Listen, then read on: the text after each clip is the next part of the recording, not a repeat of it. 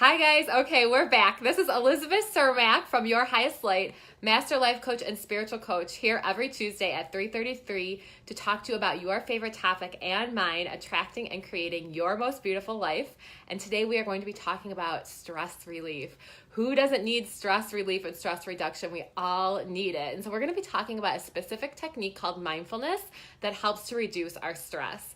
And it's so important because everybody says practice mindfulness, right? I feel like it's something so in style these days. Everybody recommends practicing mindfulness, but does anybody really tell you what that is or how to do it? Well, I'm going to tell you today how to practice mindfulness, and it's super simple and it's a perfect way to relieve stress. But I want to give you some motivation first, some motivation for this. Now, stress is basically killing us. And I'm not telling you all this stuff to stress you out more. I have a couple of notes that I want to look at. I'm not telling you any of this stuff to stress you out even more. If you're anything like me, you'll hear all this stuff and then you just get more stressed out about what the stress is doing to you. And that is not what this is about. I don't want to stress you out anymore. I just want to give you some information so you know how stress is affecting our bodies. So when I'm talking about stress, I'm really talking about the chronic stress. I'm not talking about the everyday stress that's normal, that kind of comes and goes. So I'm going to give you a little bit of technical background about this. So back in the day, and I've talked about this a long time ago, or I've talked about this many times. So we have this thing in our brain. I used to work with kids in a middle school as well, and I would always talk to them about the amygdala. The amygdala is a part of our brain that when it senses that we are in danger, it sends our body into fight or flight. Okay, and so when our body is into fight or flight, when we're having a perceived danger, it shuts off our parasympathetic nervous system. So I don't want to use all these technical terms, but basically that means that our digestion, our automatic nervous system, the stuff that happens without us thinking about it, gets shut down. Now that's a good thing because back in the day when we were running away from tigers, we needed a lot of adrenaline in order to get away from the danger. So it was a good that our parasympathetic nervous system was being shut down, our digestion, all those normal automatic processes were being shut down because we needed all the energy in order to run away from danger. Well, today, we're not really running away from tigers, but we could get, a bill in the mail, and that could send us on this stress pattern, right? So the problem today is chronic stress. It's not just that kind of stress like that comes and goes. Like say you were going to get hit by a car, you should get stressed because you want that adrenaline to move you fast, right? But that's not what's going on. Chronic stress is the stress that doesn't go away. It keeps coming back and it's keeping our bodies in a state of constant stress. So therefore, our parasympathetic nervous system is shut down. And I just think this is so important because let's think about our digestion. We know now that our digestion is so important for our health. Not only our physical health, but it's important for our mental health. We know that there's that gut-brain connection. So if we are not digesting our food, and I feel like everybody has digestion issues. If we are not digesting our food properly, most people who have anxiety and depression have digestion issues. So that there's a link there between the digestion and the issues and anxiety and depression. So if our digestion is being shut down, for instance, which I feel like mine was for so many years, then we're constantly in that state of stress, then we're going to get sick. So this is why we need to start practicing things like mindfulness, because mindfulness reduces stress. When we practice mindfulness, it reduces stress. And honestly, this could also mean a lifestyle change. This could mean making major changes in your life, or it could mean making small changes in your life. A lot of times it's the way we're perceiving things. We need to start perceiving things differently. We are safe. We are not in danger. If a bill comes in the mail, we are still safe. I know it sounds easy for me to say, and believe me, I have been there, but we need to train ourselves to know that we are safe, and we can do this with practicing more mindfulness, more meditation, cutting ourselves off from the social media, from our phones, from our computers, because that's creating a cycle of stress as well. So our phones and our computers are good and fine, and they do a good job of what they're supposed to do, but we use them, I would say, addictively, right? Okay. So, think about it right now. I want you to think about, what is your stress costing you? What is your stress costing you? It could be costing you time off work, because it's causing you to be sick. Like when I just can think of when I worked at United Behavioral Health, which was one of my first jobs after college. I was really good. I was a good worker, a good employee, but I would have to leave early on certain days. I just remember, I think it happened a lot on Fridays where I would get a stomach ache, and a headache. Like I literally was physically ill. I know it was due to stress, but it was causing physical, real illness. So does it cost you time off work? Is it costing you trips to the doctor? So it's probably costing you money because it's costing you to probably be sick. Also, probably, have co-pays, trips to the doctor, medication, whatever it is, but it's probably also costing you joy. It's stealing from in your relationships. It's costing you to have less fulfilling relationships.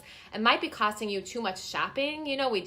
We shop in order to feel better temporarily. It could be costing too much eating, too much drinking alcohol, whatever that is, just a feeling of loss of control. So that's what our stress is costing us.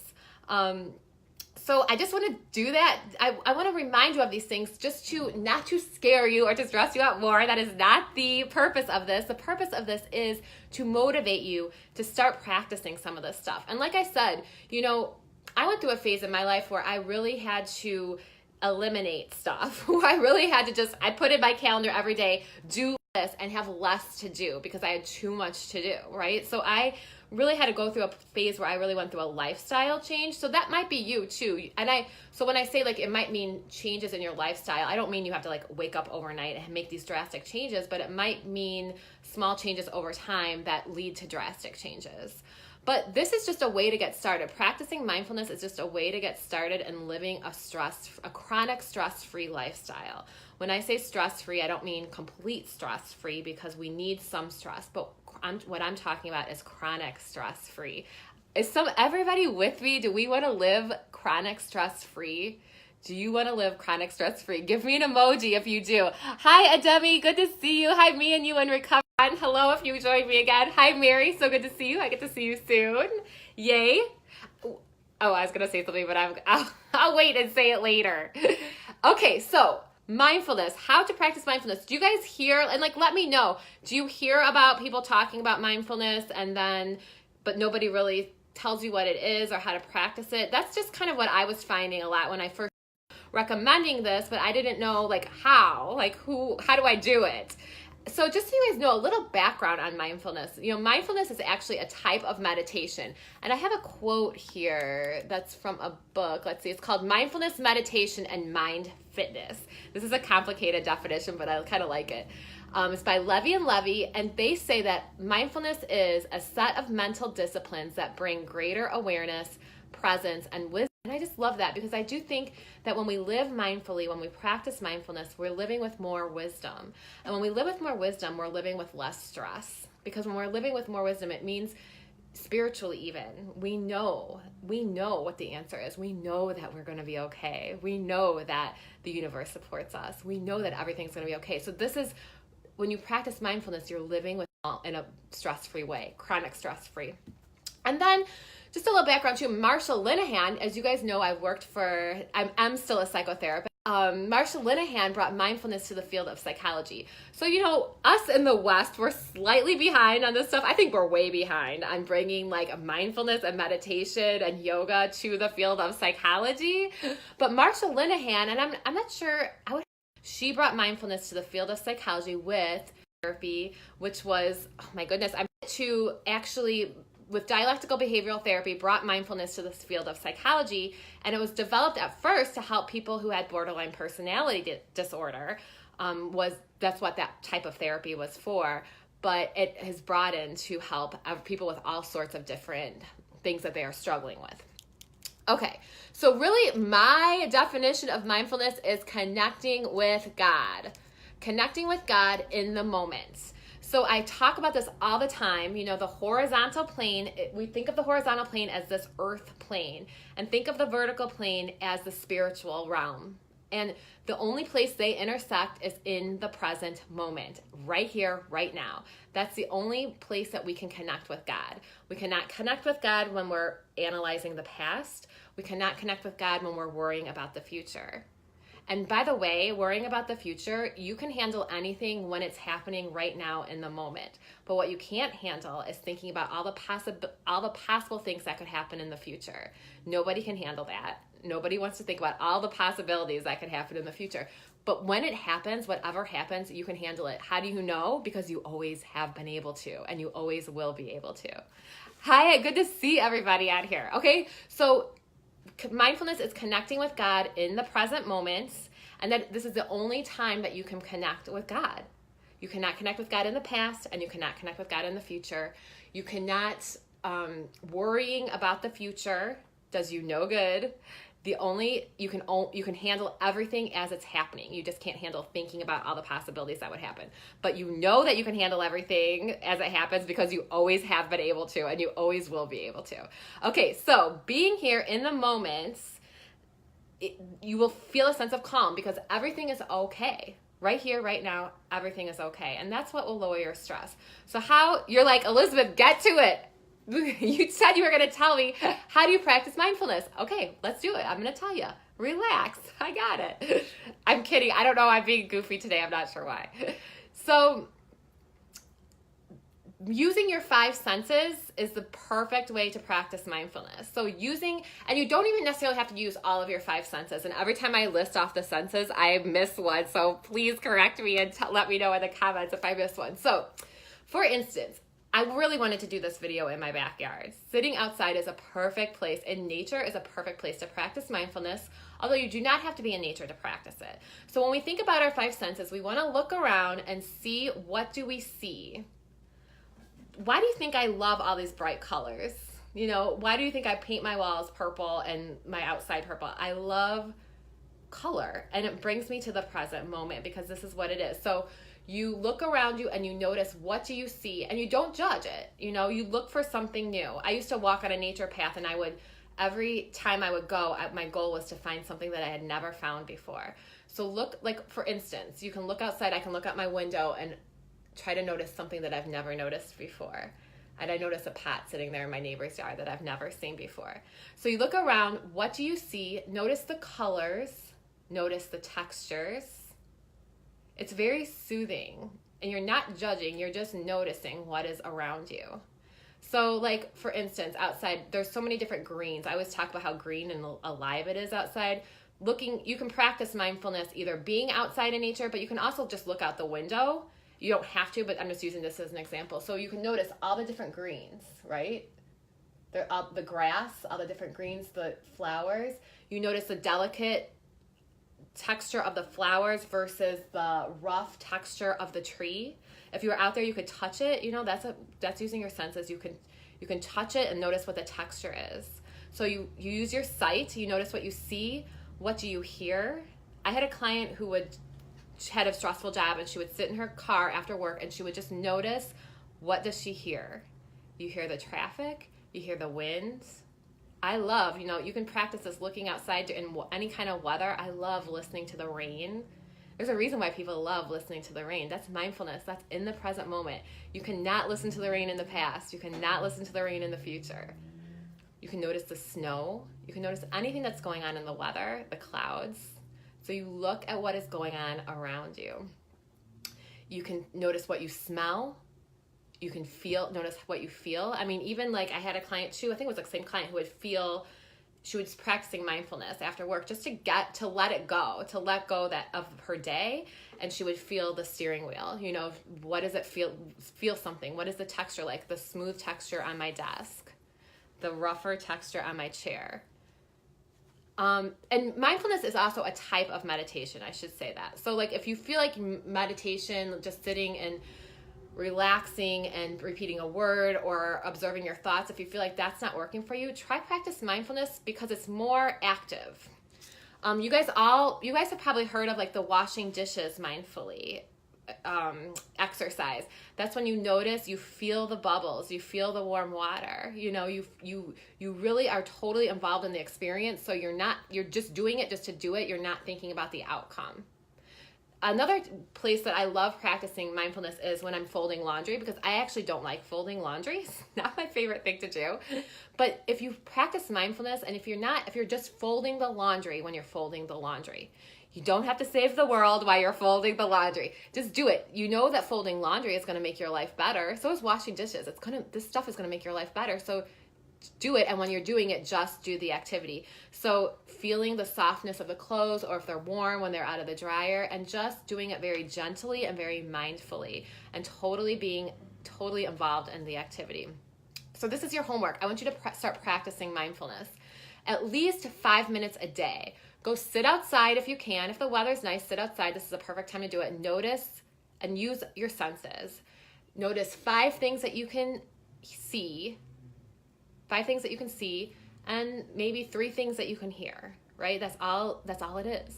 5 things that you can see. And notice how it reduces the stress in your body. It's self-soothing. You know, you feel a sense of peace in that moment. There's nothing better. There's nothing better than feeling peace in the moment for no good reason. There's nothing better than being happy for no good reason. It's not, because then your happiness is not dependent on what's going on in your life. Okay, so the other perfect place to practice mindfulness, and I've had clients who have had great outcomes doing it this way, is in your relationships. So I always say that relationships can change. I had so many, I did psychotherapy for so many years, and I had so many people come to me and say, well, complaining about their husband or their partner and saying, well, he can't change. If he's not going to change, it's never going to work. Well, guess what? One person can change a relationship. I stick by it. This is not to say that you should stay in a relationship that's bad or that's abusive. That's not what I'm talking about here. But I do believe that one person's shift in attitude can totally change a relationship. I've seen it happen. So when I did my coaching program, they taught us that, for instance, that when people talk to each other, that they don't wait more than 20 seconds before interjecting. 20 seconds is like the average.